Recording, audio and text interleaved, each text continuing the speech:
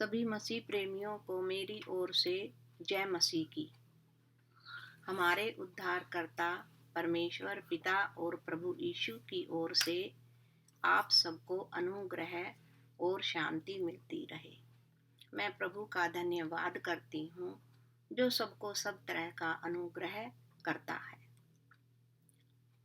परमेश्वर के अनुग्रह और उसके वचन के द्वारा आज हम जानेंगे कि परमेश्वर की आज्ञा क्या है। आज्ञा के बारे में हम जानेंगे कि आज्ञा क्या है। जब हम किसी के कहे हुए शब्दों को अपने जीवन में उतारते हैं और उसी के अनुसार चलते हैं तो वो हमारे लिए आज्ञा और शिक्षा बन जाती है। तो इसीलिए मेरे प्रियो, प्रभु की आज्ञा हमारे लिए बहुत महत्व रखती है कि हमें अपने जीवन में कैसे चलना है। यूहन्ना की पुस्तक में प्रभु यीशु अपने शिष्यों से कहते हैं कि यदि तुम मेरी आज्ञाओं को मानोगे तो मेरे प्रेम में बने रहोगे, जैसा कि मैंने अपने पिता की आज्ञाओं को माना और मैं उसके प्रेम में बना रहता हूँ। मेरी आज्ञा यह है कि तुम एक दूसरे से प्रेम रखो, जैसा मैंने तुमसे प्रेम रखा। जो आज्ञा मैं तुम्हें देता हूँ, यदि तुम उसे मानो तो तुम मेरे मित्र हो। अब से तुम्हें मैं दास ना कहूँगा, क्योंकि दास नहीं जानता कि उसका स्वामी क्या करता है, परंतु मैंने तुम्हें मित्र कहा है। इसलिए जो बातें मैंने पिता से सुनी वो सब तुम्हें बता दी। तुमने मुझे नहीं चुना है, मैंने तुम्हें चुना है, तुम्हें नियुक्त किया है ताकि तुम्हारा फल बना रहे। और यह आज्ञा मैं तुमसे इसलिए देता हूँ कि तुम एक दूसरे से प्रेम रखो। एक दूसरे से प्रेम रखना ही व्यवस्था को पूरी करता है। जब फरीसियों ने प्रभु यीशु को परखने के लिए पूछा कि व्यवस्था में सबसे बड़ी आज्ञा कौन सी है, तो परमेश्वर प्रभु ने उन्हें उत्तर दिया कि हमारा एक ही प्रभु है, एक ही परमेश्वर है। अब तू अपने परमेश्वर से अपने पूरे मन, पूरे प्राण, पूरी शक्ति और पूरे विश्वास के साथ प्रेम कर। और दूसरा यह कि तू अपने पड़ोसी से अपने समान प्रेम रख। यही दो आज्ञाएं हैं जो सारी व्यवस्था और भविष्यवक्ताओं का आधार है।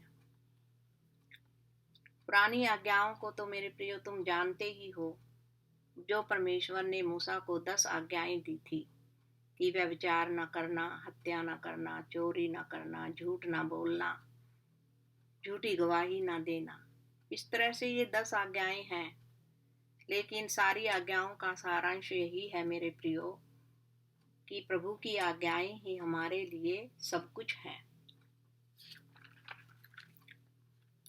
जैसे कि अब्राहम पिता अपने पूरे जीवन में परमेश्वर की आज्ञा में चलता रहा।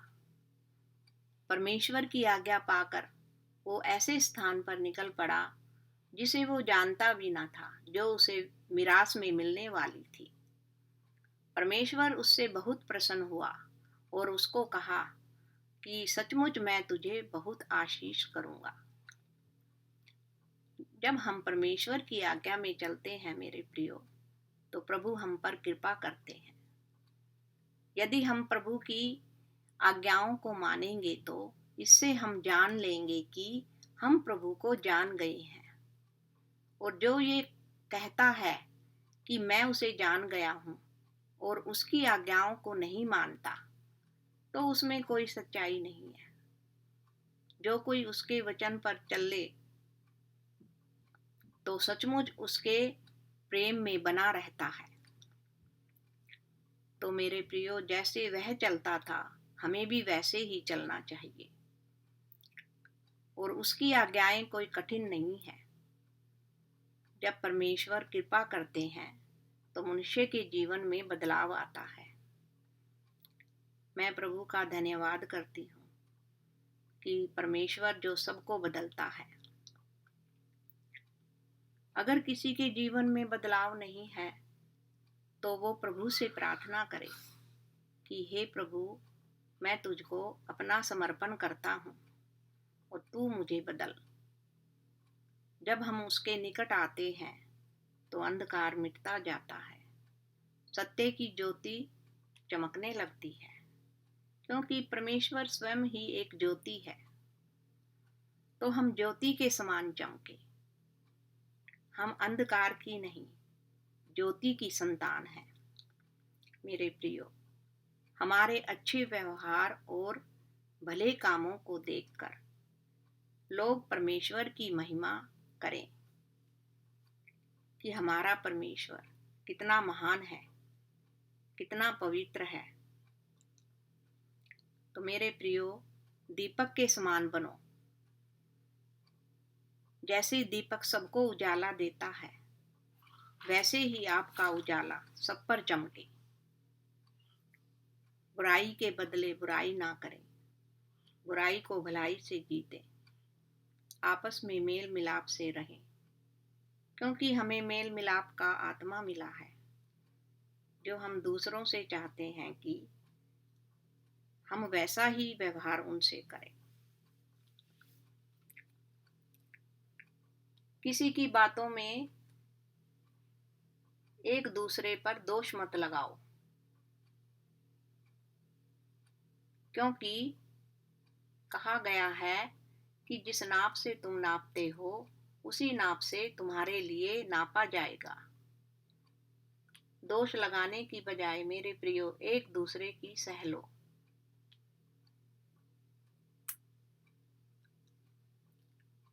किसी को अपने से कम मत समझो, सबका आदर करो और आपस में झूठ बोलना छोड़कर हर एक अपने पड़ोसी से सच बोले, क्योंकि हम आपस में एक दूसरे के अंग हैं। जैसे मसीह में हमें सिखाया गया है कि हम पिछले चाल चलन को छोड़कर मन के आत्मिक स्वभाव में नए बनते जाएं। इसका मतलब ये है कि हम अपने पुराने जीवन को छोड़कर नए जीवन को अपनाएं। मसीह की शिक्षा यही है।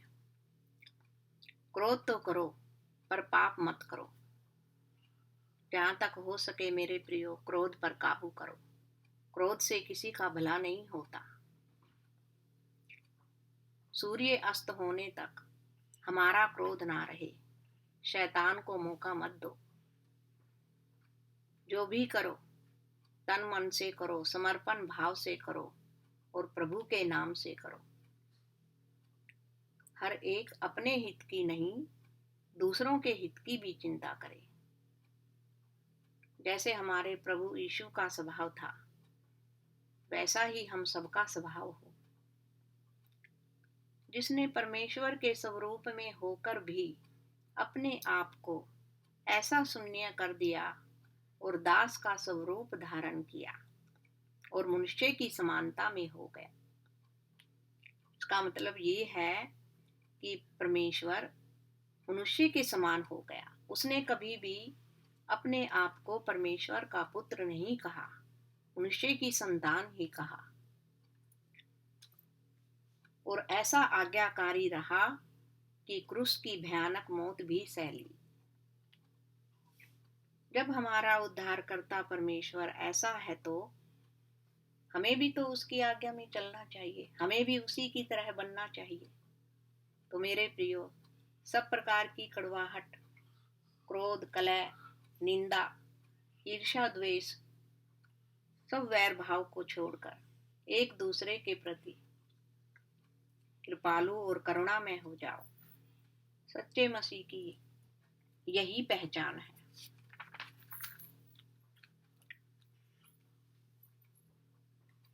जैसे तुमने मसीह यीशु को प्रभु करके ग्रहण किया है, उसी में जड़ पकड़ते और बढ़ते जाओ।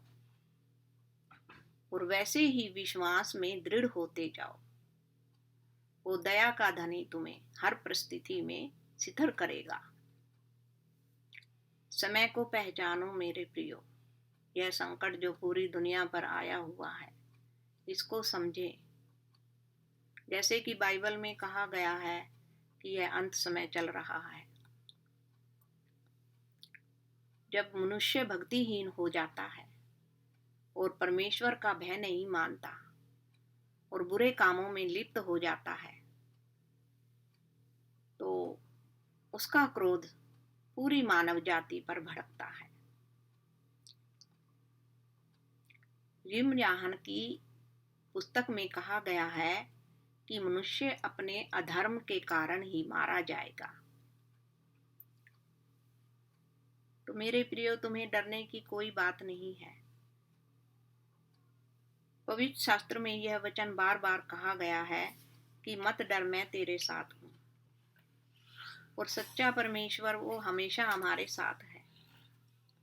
प्रभु के इस वचन पर भरोसा रखें। वो अपने वचन को पूरा अवश्य करेगा। और हर परिस्थिति में, हर हालात में स्थिर रहना सीखिए। अंत में मेरे प्रियो, परमेश्वर की आज्ञा ही हमारे लिए सब कुछ है, क्योंकि परमेश्वर सब कामों और गुप्त बातों का, चाहे वो भली हो या बुरी हो, न्याय करेगा। हमारे प्रभु यीशु मसीह का अनुग्रह तुम्हारी आत्मा के साथ हमेशा रहे। आमीन। धन्यवाद पिता।